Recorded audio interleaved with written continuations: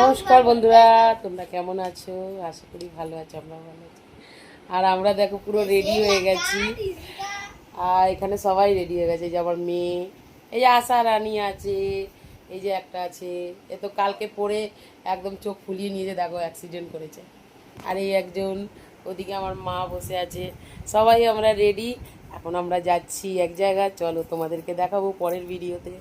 এখন আমাদের মানে যেতে হবে, বেলা হয়ে গেছে, বেরোতে হবে এখন। তাহলে সবাইকে টাটা বাই বাই।